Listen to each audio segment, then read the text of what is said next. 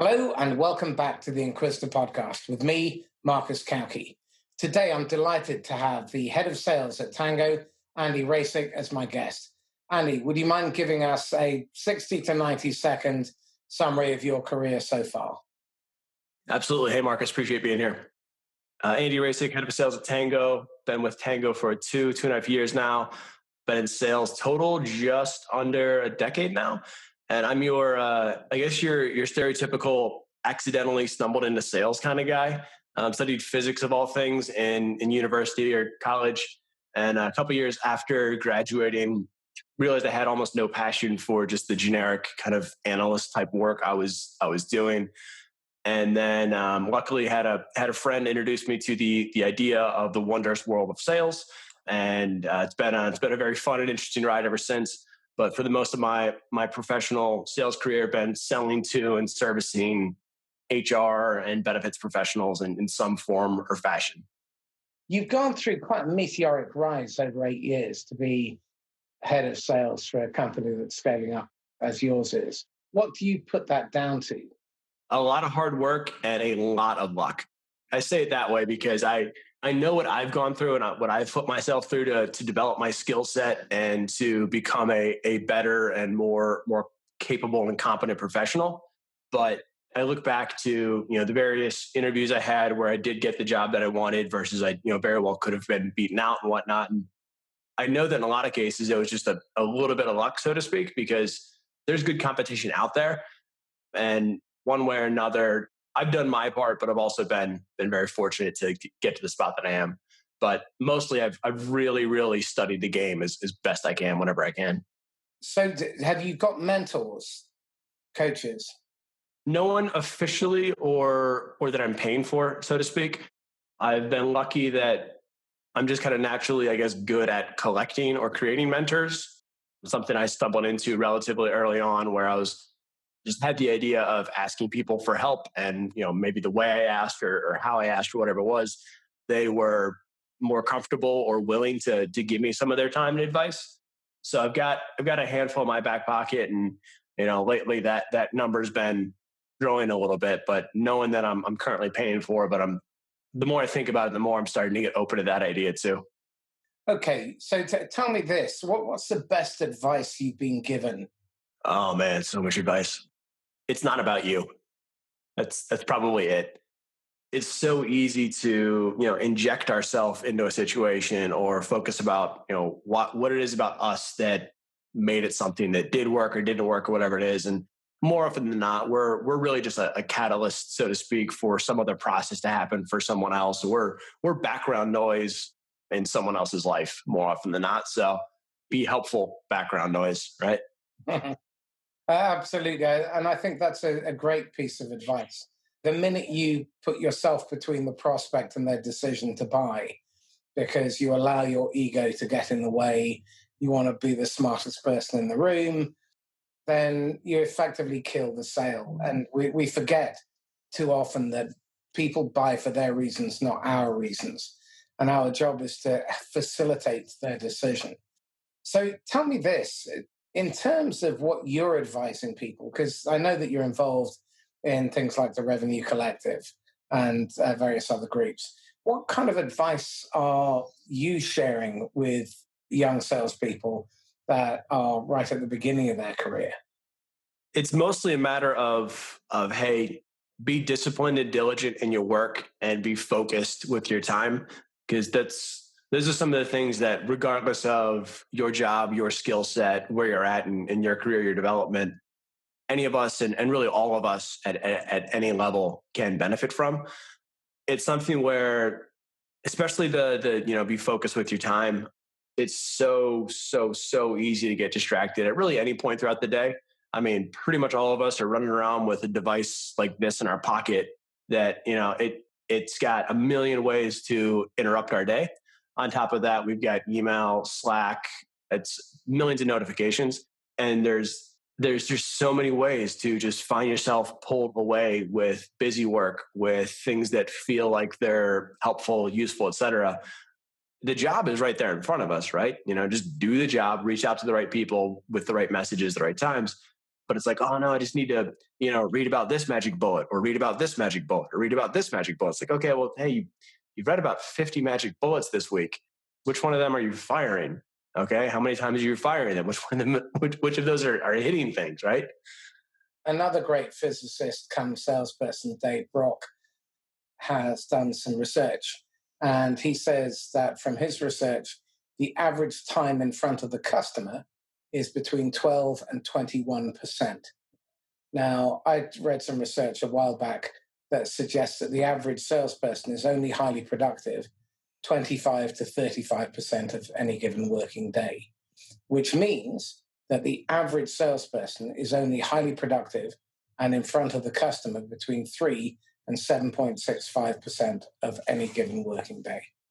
Now, when you consider what that means, that is a shocking statistic, because the majority of time is spent on distraction, on looking busy, on shuffling bits of paper, doing research, looking at the data, instead of actually engaging with other human beings. And it's depressing, because I think there are so many organizations out there that have been sucked into this game, this arms race, that who can have the most data, who can play with the most tools. In your experience, what is the minimum amount of technology that a good sales organization should have available to it and still be able to maintain human relationships with their customers and their prospects? Oh, that's really bare bones, honestly.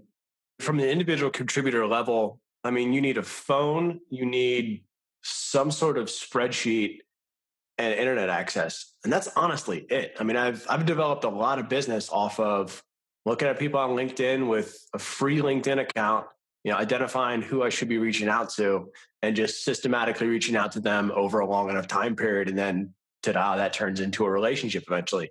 I mean, obviously, there's a lot of value to having a sophisticated CRMs that you can do reporting, and then sales leadership can figure out, hey, where we should spend our time more effectively. But I mean, you really don't need that much. And I'm not trying to take away from the entire world of sales enablement, info tools, et cetera. Because yeah, you can definitely speed up a lot of processes and get a lot of value out of that stuff. But to sit down and make money, you need a phone, you need a spreadsheet, and you need internet access. And that's about it. Email, of course. Excellent. Okay. So again, I have a real bee in my bonnet, because I think we've been seduced and gone too far in the other direction. And CRM, the data in CRM, based on the research that I've read, only about 20% of it is of any real value, which again is really depressing, because told me to call back in 2 weeks is not a valuable input. Ring back in 6 months is not valuable input. They were interested is not valuable input. So when you're working with salespeople, what is it that you're advising them to do in terms of their qualification process? What should they be qualifying for? I mean, the basics you can research, right? You can understand, based on your ideal customer profile, is the organization of the right size? Are they in the right industry where it makes sense for you to even call them from there? But once you're on the phone, I mean, you need to understand, hey, does this person recognize that they either have a problem or may have a problem, or are they open to the conversation of, can you help me understand if I have a bigger problem than I realize? And that's really all you need to get to at that point. Because if you get to that, then it's like, okay, cool. They're going to be willing to engage with us and spend some time, who knows how much time, and who knows if they're going to spend any money, but they're willing to then, go through a bit of a process to see whether or not we can potentially help them and whether or not they're open to that help. I've seen, qualification metrics like BANT, just like, it makes sense from the sales leader point of view, right? Like, hey, it'd be great to know all these things. But then you try and reframe that and look at that in a, how do I ask this question to someone else that doesn't know me really at all, or barely knows me? And how do I have them care about giving me a meaningful answer? And yeah, like maybe I do have a budget for this, but I don't necessarily want to tell you, because that's basically getting into negotiation to an extent already. I don't want to have that conversation around, do I have a budget or how big it is? And like, maybe I just grossly don't understand BANT, but I just don't think there's much value in some of those qualification metrics. My mantra is BANT is bollocks. It's a selfish qualification process that brings no value to the prospect or the customer. And until you've brought value, you have no business be faffing around asking those kind of questions. You need to establish, can you help? If you can, are you the right people to help? If you can say yes to both of those, then you have an obligation to dig deeper and establish and co-develop a solution with your prospect. But I think one of my big frustrations with our profession is that it's massively transactional. And what we should be looking at is, how do we create relationships that last a lifetime? The whole idea that we should just be going out there, going after our quota, raises yet another important question. So I'm throwing you in right at the deep end, pulling the pin on the grenade on this one. Do you believe that compensation schemes drive the correct behavior as you've experienced them so far? No, not at all. I benefited from some very nice comp plans, and I've been less than happy with some other comp plans I've been a part of. But, and granted, hey, up until a certain amount of money, whatever the number is, depending on inflation and whatnot, like $75,000 or something the last time I checked. Up until a certain amount of money, there's like a 1-to-1 correlation between, increase in happiness, call it that, and increase in compensation. But much after that, and it's a diminishing rate of return. And I mean, that number, especially in the United States, I mean, it's not hard to achieve that as a professional salesperson with 0 to 2 years experience. So the question is, okay, if we're not really making these salespeople any happier by throwing them bigger and juicier comp plans, then why are we putting these comp plans in front of them?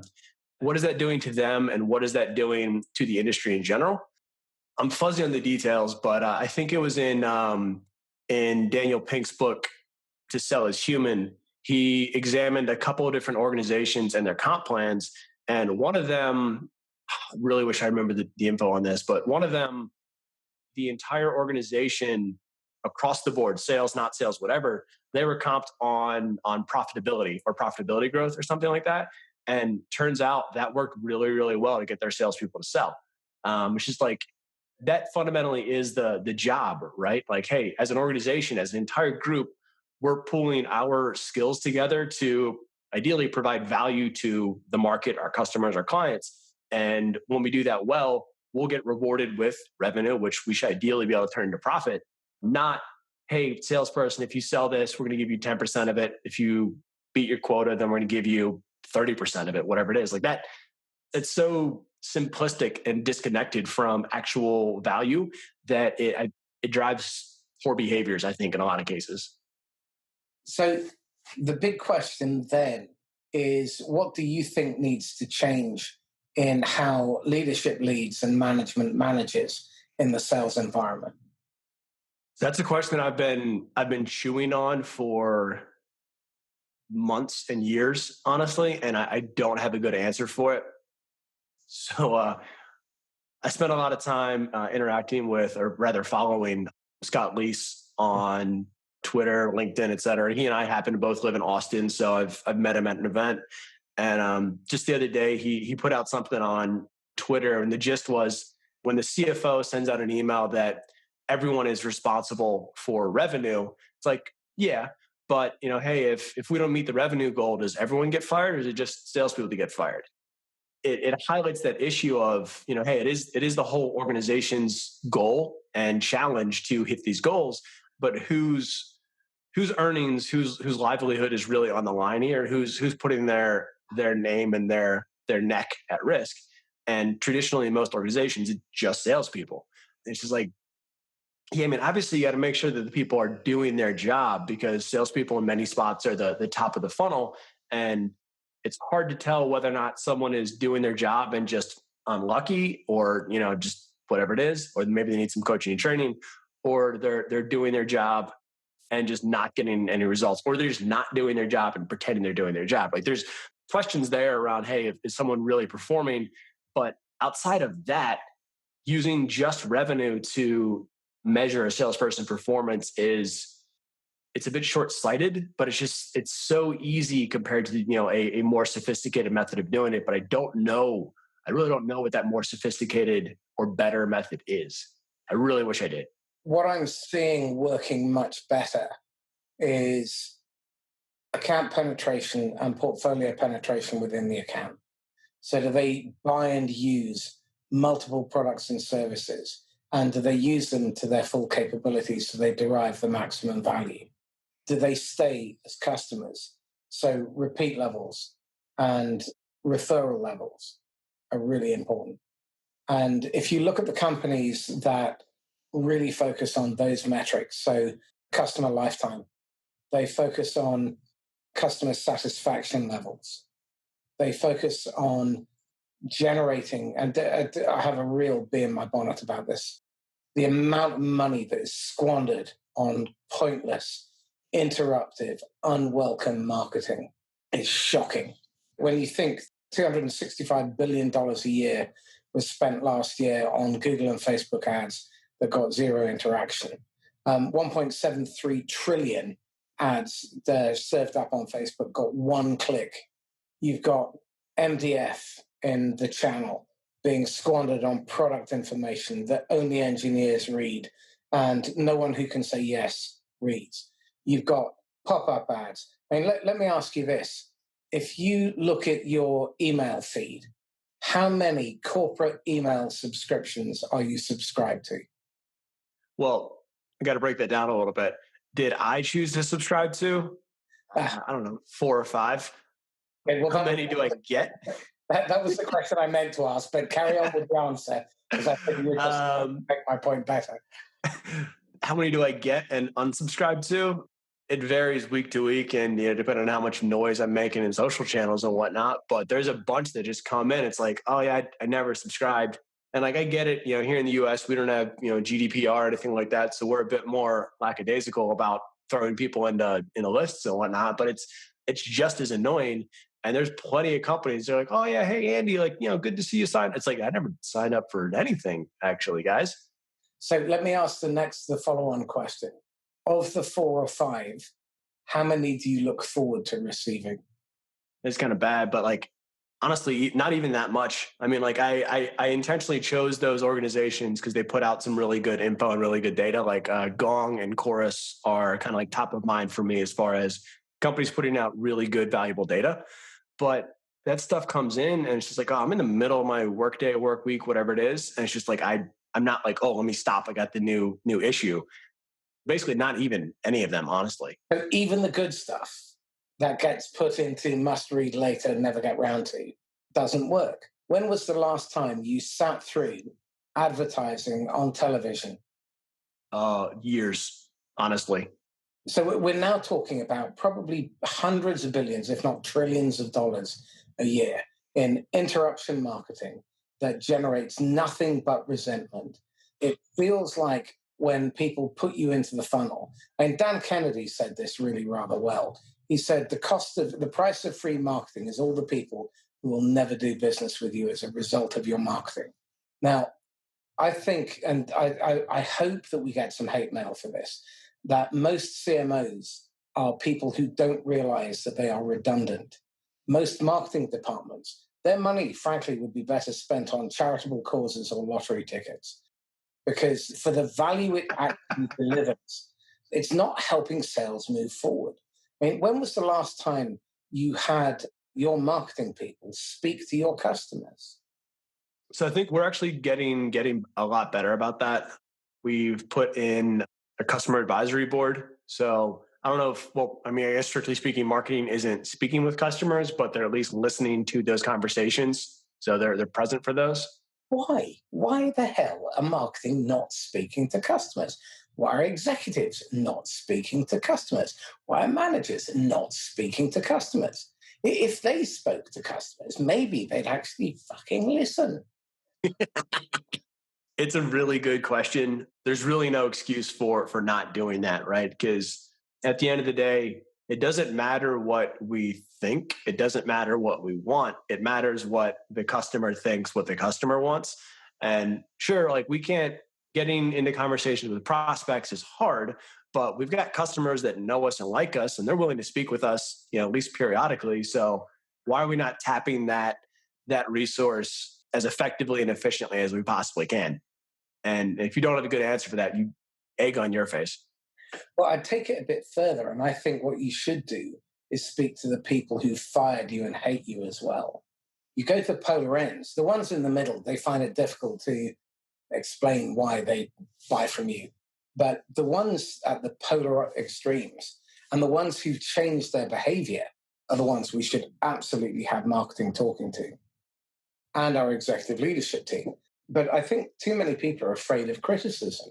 And that's the only way we're really going to improve. I mean, as a salesperson, when was the last time you learned something really meaningful from a victory? I can't think of an instance, honestly.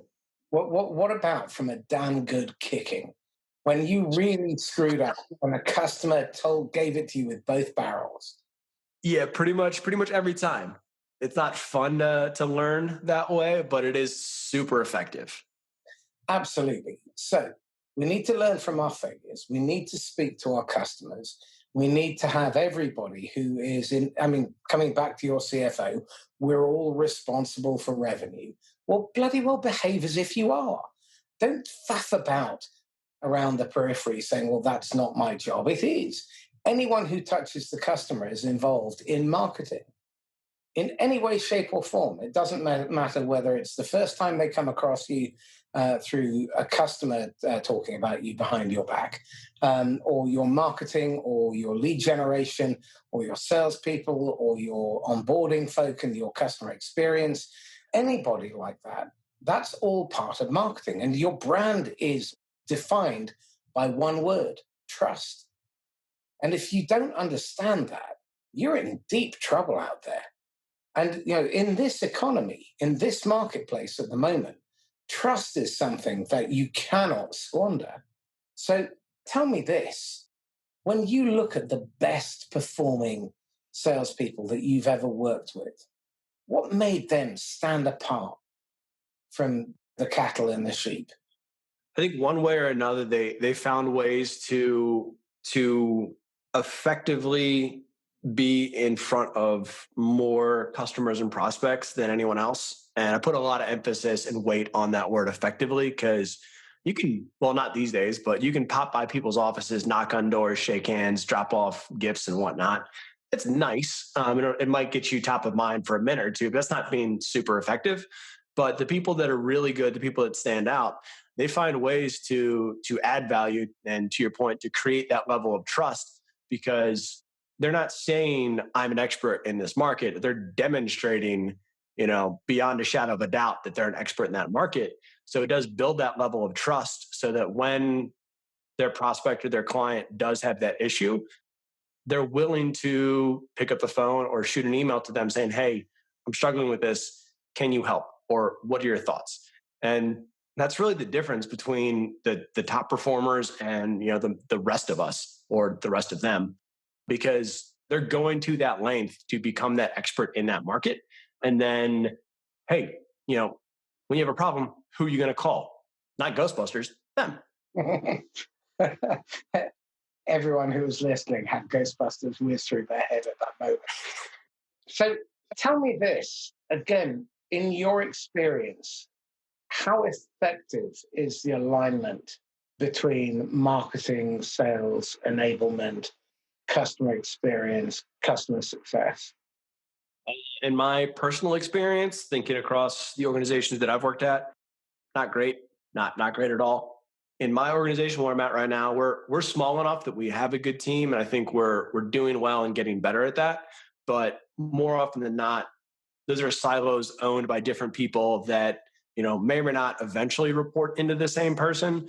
But it's just an issue of, hey, I've got my little kingdom over here, I've got my little kingdom over here, and they're not really collaborating on strategy, and they don't have a shared vision, and it's just a crapshoot. It really is. Given that the customer doesn't give a damn one way or the other, whether you're in sales or marketing or CX, what needs to change at a leadership level in terms of the clarity of communication and the clarity of message for those silos to be broken. That's really it, right? You need to have a clear vision and a clear idea of, hey, everyone's job here, everyone's job at our company is to find ways to effectively serve the customer and to continuously win and earn their business, so that there really isn't ever a question in their mind around, hey, should we renew our contract? Hey, should we consider buying more services from these people? That shouldn't ever be a negative or a bad question in their mind, because it's like, when I think of Andy or when I think of Tango, yep, I can trust them. They get it done, whatever it is. But you need to have that clarifying vision and message from basically the C-suite on down, so that we all realize that, hey, one team, one job, and it's very simple what we do. Hey, we solve problems for our customers, and we make them happy to give us their money and their business. My pal Martin Lucas describes it that you have to earn the right to do business. Then you have to earn their loyalty. And beyond that, you have to earn their faith. And I think we've lost sight of that as a profession, because we're working towards quarterly quota targets. We're under pressure to hit those numbers. And whilst I get it, but the problem is it's too simplistic. And if we are separate from that whole journey that the customer goes through, then chances are we're going to try and be fitting square pegs into round holes. I had a really fascinating conversation with Chris Ortolano yesterday about how he's delivering personalized playbooks that match the customer's buying journey, and creating playbooks instead of a one-size-fits-all, creating playbooks that map to the customer's buying journey. Because so often what I've seen, I've seen it 4 or 5 times this quarter alone, where really high-performing salespeople, 140, 160, 220% of quota, and they're being given grief by their boss because they're not putting enough quotes out. They're not making enough dials. They're not doing enough demos. Who cares? If they're hitting their numbers, one of the guys who was told that he's not putting out enough quotes converts 90% of his quotes. On average, this is a really depressing statistic that came out of some research from Stanford, that if you are in a bid business, you actually have a 2.6% conversion rate on buying cycles you pursue. That's 1 in 38.5 pursuits. But the only thing that sales measures is conversion rate at the end. You touched on another really important point earlier about being effective. 7 out of 8 first meetings do not result in a second meeting. Have a think about that. 7 out of 8. The amount of time, money, blood, sweat, tears that's gone into getting those meetings, and you deliver no value to those executives, so they don't invite you back 7 out of 8 times. Surely, at some point, the evidence has to wake people up. But I'm just not seeing people getting it. And that concerns me, because it does seem awfully wasteful, doesn't it? Yeah, there's a lot to go into through what you just shared there. The thing that sticks out to me the most, and I'll get back to your immediate question right there, but you're talking about high performing salespeople where their sales manager, their boss, whatever, is saying, "Hey, I need you to put out more quotes," or whatever it is.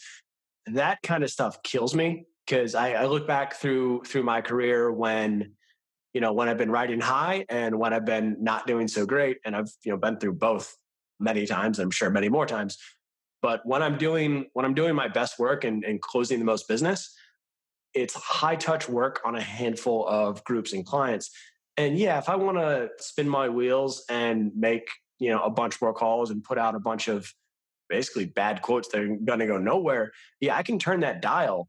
But that's not a worthwhile way to spend my time. And it's just like, how do we have sales managers and sales leaders there that they're looking at the numbers and conversion game like, oh yeah, you're doing really well. You'd be doing even better if you just did more of this one thing. It's like, no, you're missing the entire picture of how much work it takes to get to a good proposal, right? So, I mean, sure, if that person's closing 90% of the quotes they put out there, there's clearly something very different about what they're doing and how they're doing it, and probably the amount of work that goes into getting them to the point where they think, okay, it makes sense to put a proposal out there, and this is how much work it takes me to put out a good proposal. Because, I mean, They're better organization. 20% of quota as well. Yeah. I mean, they're clearly doing something really, really well, right? So let's actually dive into that and learn more about that instead of saying, hey, do more. It's like, hey, actually, can you give us a little bit of information about this? And maybe we can take that to the rest of our team. We can all do better versus give me more. How lazy can you be as a sales manager to say, hey, give me more? Like, you're my golden goose. Which they then end up killing. I think to a large extent, it's down to how leaders and owners drive things.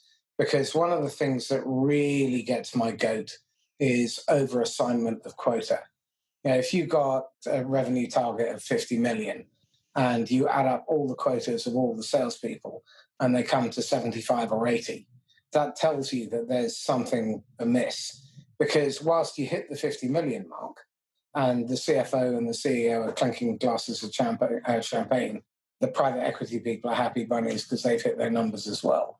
The people who are getting them there are burnt out and disgruntled because most of them aren't hitting their quota.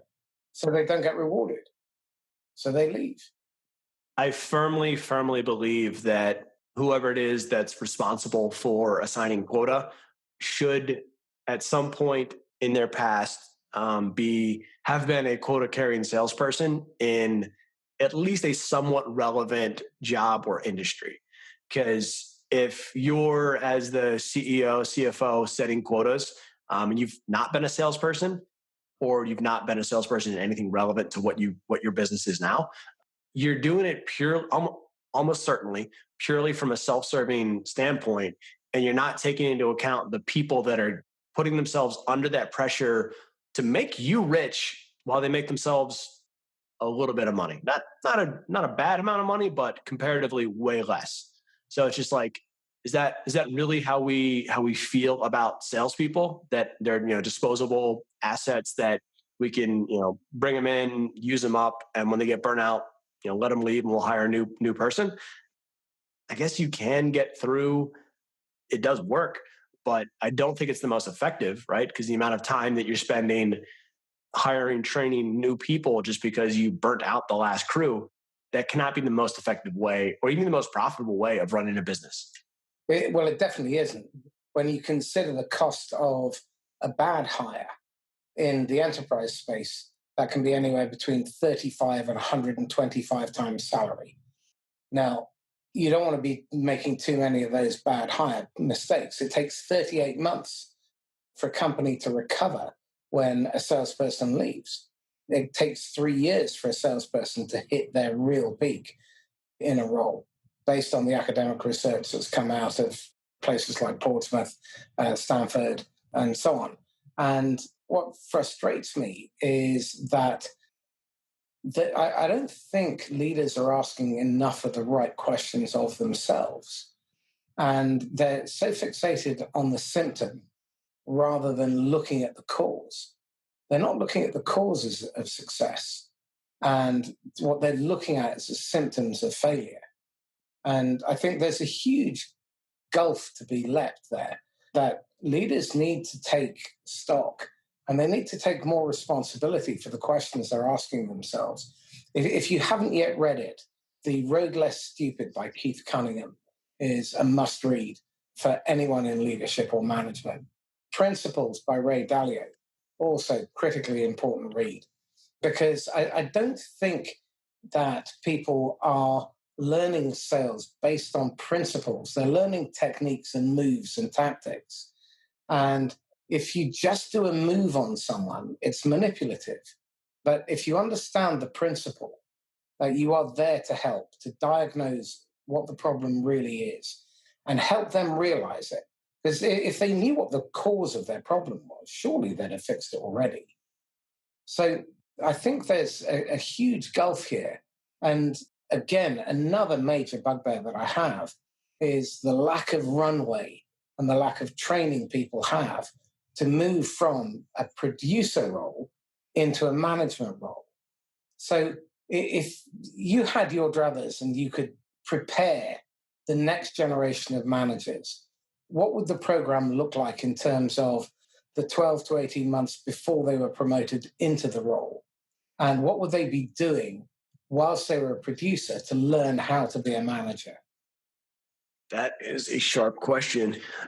I think what I would start with is I want to say it's Ken Blanchard's work around the 1 minute manager and a lot of skills training and whatnot. He looks at the four kind of zones someone can be in throughout any sort of skill development. And I should know this off the top of my head, but it's basically like you don't know what you don't know, you know what you don't know. Then it kind of switches. Are we talking unconscious incompetence? Yes. Conscious incompetence, conscious competence, and then unconscious competence. Yes, thank you. I would basically design that experience so you have your top performing rep and like, hey, we're looking at you for management. You need you to start understanding and identifying this is what sales management actually is, because it's probably one of the biggest pitfalls that people get into in their career is thinking, oh, if I can do this job, I can manage this job. But, aside from a handful of natural talents out there, and who knows if those actually exist or not, if they're just fast learners, there's so much that goes into figuring out how to lead effectively and how to manage effectively that you need to guide people through that. And first you need to, of course, hey, let's look at where their skills are. Let's look at where their gaps are, and then let's work with them from there. But until you start from, hey, let's just do a gap analysis, you're not going to be doing any meaningful work. I'm going to challenge you on 2 points.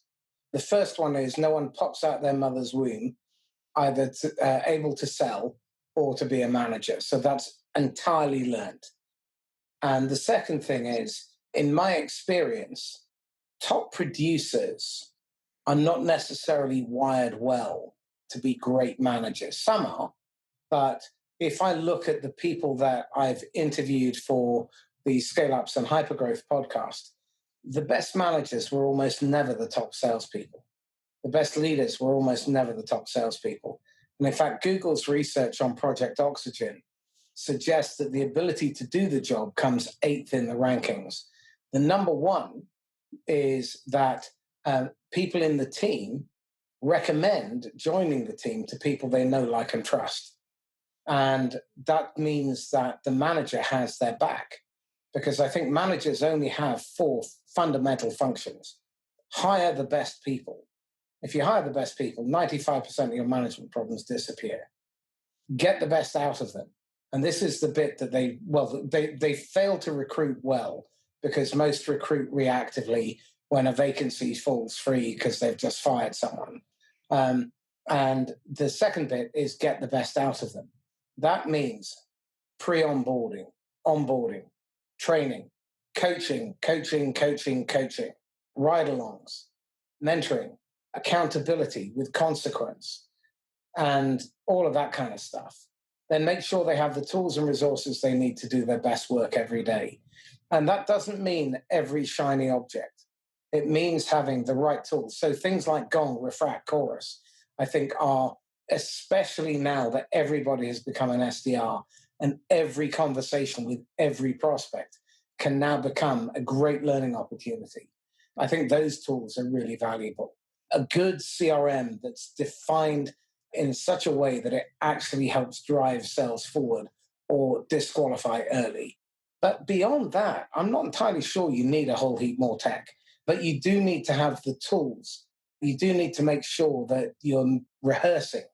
There are pre-call plans, post-call debriefs, red teams and white teams before you go in to meet the prospect, so that you can tear the opportunity apart and put it back together again before you go in, and those sorts of things. And then help clear the roadblocks and protect them from acts of idiocy from above. Because when you look at the CFO at the moment, they're probably thinking, let's just slash and burn. Let's cut off a limb and save 30% across the board indiscriminately. To come back to your earlier point about setting a quota, surely it makes sense to apply some science to, well, what is it that's actually feasible within this market, within this territory, within these accounts? Is there the growth potential to grow by 40%? Or are we just putting more onus on the salespeople and more pressure on them in order to grow the revenues without any chance of them hitting those numbers? Because that has to be incredibly demoralizing. And it certainly used to be in my day before I was unemployable and fireproof. And it just strikes me that we have to take stock. Given where we are economically, financially, what do you reckon is coming down the pipe for the sales profession over the next 6 months? There's going to be happening and continue to happen. We will see that the people still employed in their organizations are going to be some of the most valuable members, and ideally, smart management and leadership will spend the time to do a pre-mortem, post-mortem, what do you want to call it, just properly analyze, hey, what's going on with these people? What set them apart from what happened with the rest of the crew that isn't here right now? And I mean, just create the business cases of, okay, so this is the amount of time this person took to onboard. Okay, these are the things that they're doing with their prospects and their clients. And that should basically generate the next generation of playbooks. And hopefully from there, we're going to see a lot of the stuff that you and I have been talking about throughout this conversation around, yeah, I mean, they had a quota, but they didn't really pay attention to it. They paid attention to how to actually add value to these people. How do I earn their trust? How do I earn the right to ask them for their time? Hopefully that'll become the new status quo. I'm a little bit cynical thinking that probably won't happen just because we've gone through economic downturns before. We Challenger salesmen out for however many years, and like this stuff has been in our faces for as long as it has been. And of course, some of us are aware of, this is what we really need to pay attention to, and this is what we don't need to pay attention to. But there will always be the next generation of non-sales leaders or even sales leaders that are just flat out ignorant of all these things. It may just be the same old thing, but I'm curious. I bet you've got some thoughts on that. Well, I think we're going into a bloodbath. When the government furlough schemes and support gets lifted, I think sales, the areas that always get cut, sales, marketing, training, and recruitment, the 4 things that you should be doubling down on, but do well. And learn how to hire well, learn how to hire predictably, and identify that Andy is going to work out in the role for which I'm hiring him, as opposed to going off things like skills, experience, and results. Past performance doesn't necessarily predict future performance. Repeated past performance does. So what you're looking for are things like habits. I want to see that Andy has a prospecting habit, and I don't need to have my boot on his neck to have him prospecting every day. I want to know that he's a planner. So when they come for interview, I want to see their pre-call plan. I want to know that they've given some thought into developing some challenging and insightful questions. Interviews should not be a passive act on the part of the interviewee. I think in a sales interview, the salesperson should demonstrate their sales capability by doing a proper agreement up front as to what is intended, a good agenda. They should diagnose the problem that they are there to help fix. And then they should do the budget step, and they should establish a clear decision. And if a salesperson doesn't do that in an interview, why the hell are you hiring them?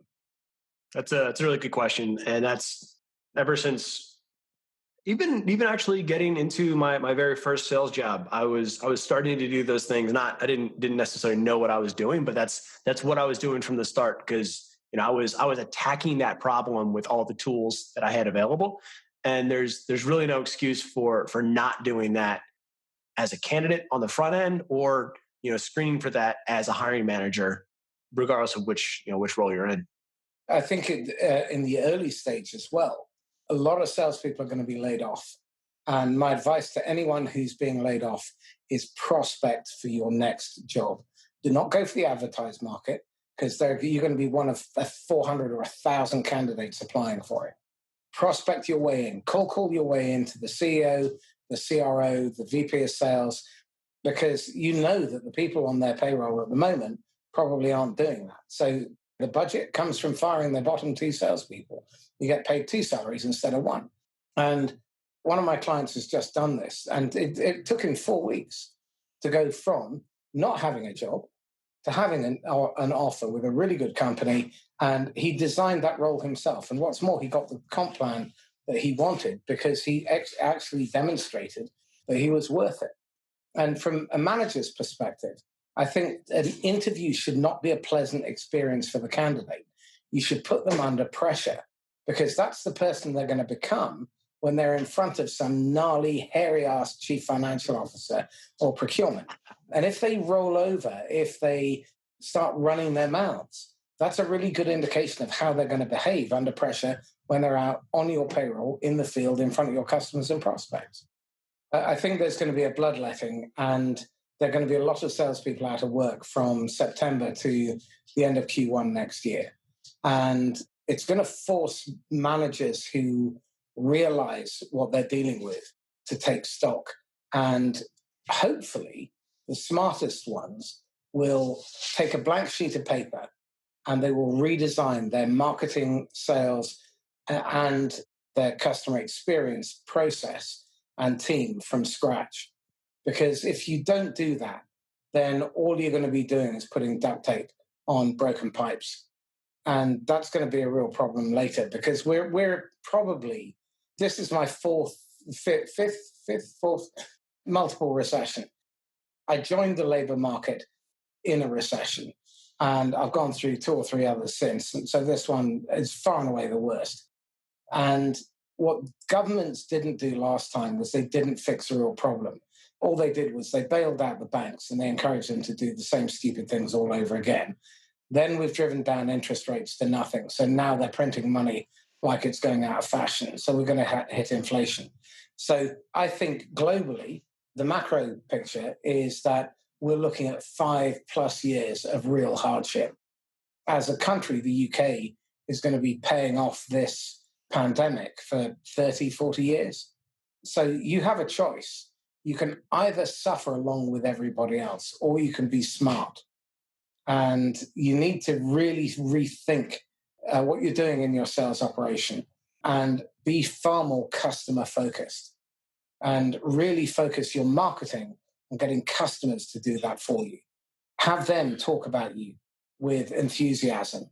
Really focus the metrics of the sales and the marketing teams around retention, customer satisfaction, and concentrate on recruiting well and then really developing your people.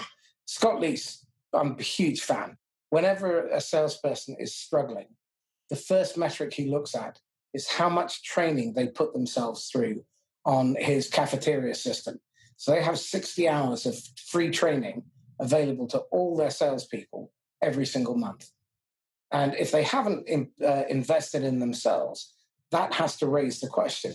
And that then brings me to a point that I'll wrap up on this rant, which is as a salesperson, you are personally responsible for your development. No one else, not the company, not your boss, you. And if you're not investing in yourself, then shame on you. And you deserve what you get. Thoughts? 100%. 100%. I mean, you obviously take advantage of the resources that are given to you. I mean, attend the trainings, take notes, be present, get value out of it, apply those lessons that your company, your manager gives to you. But that will only take you so far. And I don't know the percent, but the overwhelming percentage of organizations, there's just not enough training and coaching there. So if you really want to get the most value out of, or if you want to really maximize your own career, and grow as fast as you can, you need to put a lot of the onus on your own shoulders to find the books, find the podcasts, find the seminars, etc. You mentioned earlier, I'm in Revenue Collective. Revenue Collective is a dues-paying organization. I didn't even ask my company to see if they would sponsor it. I just said, yep, I want to be in and I'll pay the money myself. Same kind of thing. Scott Ingram runs a pretty good podcast and he does a show for it every year. I went to the show, just paid out of pocket for it because I was invested in my own development. and I am invested in my own development. So if you're not spending the time to continue to grow your own skill set, you really have to ask yourself, are you seriously in this, for the long term, or is this just a temporary stop in your professional journey? Well, I think you've touched on something else which I'd like to elaborate on, which is from the manager's perspective. One of the biggest crashing wastes of time is the weekly work of fiction that people have to endure, which is the forecast meeting. Why does that have to be 10 people sat around listening to 9 other people lie from a work of fiction? That should be a one-on-one activity. And every time you have the sales team together, that should be a learning exercise. Don't waste 10 man hours of time when you've got your team together by using it to listen to people report from their pipeline report. That's a 3-minute a day conversation between manager and rep. And use that time every week so that people look forward to it. Patrick Lencioni, his book Death by Meetings, is a must read for any manager. And he asks the question, do you look forward to going to your meetings in the same way that you look forward to going to a really good movie? And do you come out of it excited? Do you come out of it energized? Or do you come out of it like you've had your weekly ass kicking? Because that just seems to me to be a crashing waste of resource. What are your thoughts? I agree wholeheartely. Since I've been in a leadership position, I've never held a forecast group meeting kind of thing, because I agree. It's I've been in them as a rep and as an individual contributor, and it's a total waste of time. And you think about, hey, what value could we be getting out of this time? If we were attending to our accounts, prospecting, et cetera, infinite more value than us all sitting here. That should definitely be part of a one-on-one. I was really fortunate in that early on in my career, the president of our organization, he came in and he came in to kind of, shake things up, and he did it in a really good way. But one of the things he said is like, hey, if anyone in the company, myself included, sends you a meeting request without a clear agenda, feel free to decline it. And same kind of thing if the agenda is bad, just like, let's make sure that if we're spending time to meet, there's a real value to do it, because meetings they're expensive. Yeah. I mean, you're spending your salaries, multiple people's salaries, to meet over something that could be an email that one person just spends a little bit of time to sit there and compose. Like, meet only if you have to, and definitely meet when you need to, but don't meet any more than you need to at all. It's this terrible, almost like I think people are scared of making decisions by themselves. So they want to meet with people sometimes to get a little bit of group consensus, and then kind of shift the risk and shift the burden of the decision to other people. And I don't know, but meetings there's too many. There's far too many bad meetings. On that note, I mean, covering your ass is one thing. And that's what has happened increasingly in buying organizations as well. So what we're seeing is that there isn't anywhere near enough account coverage by reps. And I think that should be something that should be tracked and measured. If you're going into an opportunity, even with a sub 200 headcount organization, you've got 4 or 5 people who are likely to influence or make the decision. And when you're going into an enterprise, you're going to have 7, 8, 9, 10. And the average coverage for all reps is under 2 people within each account. Now, that to me is a travesty, and that's a fault with management, because they're not having people held to account for why they don't have that account coverage. I'm working with an MSP at the moment, and since we've started to do that, they've gone from an average order value of $3,000, and they're now picking up 6-figure deals. It's not that hard. I mean, it's over a 4-month period, because now they're covering the account. Sales are moving forward because now they're picking off all the right people. They're having the right conversations in the right way with the right people at the right time. And then they bring them all together for a decision. But I see a huge paucity in terms of sales professionalism, because they're so busy being busy, because I think that's what gets noticed by average and poor managers. Andy's works really hard. Well, who cares if Andy works really hard? If he's 40% of quota, then that means he's leaving 60% of our income on the table. Okay, tell me, what are you struggling with at the moment? What are you wrestling with? I'm probably most struggling with how to build a strong relationship with my team. I've hired during the pandemic, so people that I've interviewed in person but have not seen in person since. And how do you build a strong relationship with someone that you don't see, at all in person? And also, hey, they're a new salesperson in an organization during a pandemic in a global recession, right? That's what I'm struggling with more than anything else. Okay. Do you mind if I ask you a couple of questions about that? Sure. When you interviewed them and you brought them on board, do you intentionally find out what their personal drivers and motivations are? Yes. Not necessarily as well or as deeply as I could have, but that is something that I do cover. Okay. Because if you don't understand that, so for any managers out there, if you don't understand a salesperson's individual personal motivations, it's very difficult to remind them of those and tie them back to the corporate objectives. Second thing, in the pre-onboarding phase, what process did you put them through in order to ensure that when they joined, then all the housekeeping stuff had been taken care of?